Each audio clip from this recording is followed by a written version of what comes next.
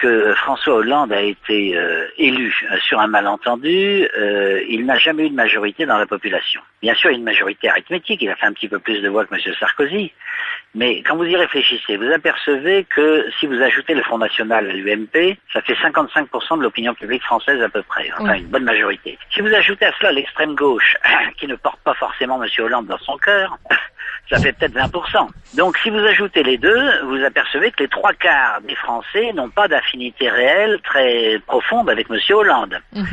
Certes, il a été élu, au début les gens ont voulu lui faire un peu confiance pour voir ce que ça allait donner, et très vite il ne pouvait que forcément décevoir, parce que ou bien il faisait une politique vraiment à gauche, et mener une politique de gauche, je dirais, très marquée, lorsque vous avez la majorité du peuple contre vous, parce que la majorité du peuple français est à droite, ça c'est quand même très clair, tous les sondages le montrent, bah vous pouvez pas aller très loin. Donc il n'a pas voulu aller très loin, alors il s'est dit, bon en matière économique et financière, j'ai pas de marge de manœuvre, il vaut mieux que je touche à rien, mais je vais faire quelques réformes symboliques, comme le mariage homosexuel, pour me réconcilier avec les réseaux surtout, et les groupes de pression de gauche qui sont parmi mes soutiens les plus fidèles. Donc il a commencé une politique dans cette direction-là, avec Mme Taubira, son garde des Sceaux, et évidemment il s'est heurté à une fraction très forte de l'opinion publique qui est tout à fait hostile, mais en même temps ça ne satisfait pas l'extrême gauche, parce que l'extrême gauche elle veut des réformes économiques, elle veut qu'il y ait moins de chômage, elle veut que la situation des salariés s'améliore, et il fait rien dans ce sens. D'ailleurs il peut pas faire grand-chose dans ce sens, il faut bien dire.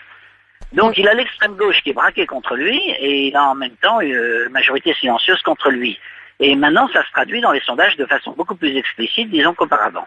Oui, la vraie opposition sociologique en France, elle n'est plus vraiment totalement entre la droite et la gauche, bien que ça existe encore.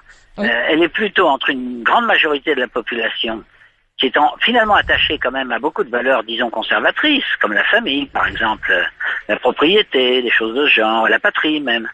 Et puis, vous avez une minorité très influente, structurée par des réseaux très puissants, qui domine l'intelligentsia française.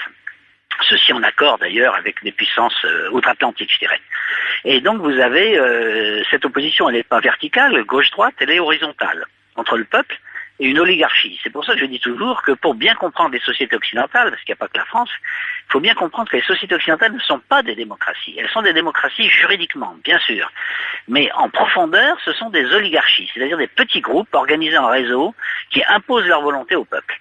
Et au bout d'un moment, c'est très difficile à gérer.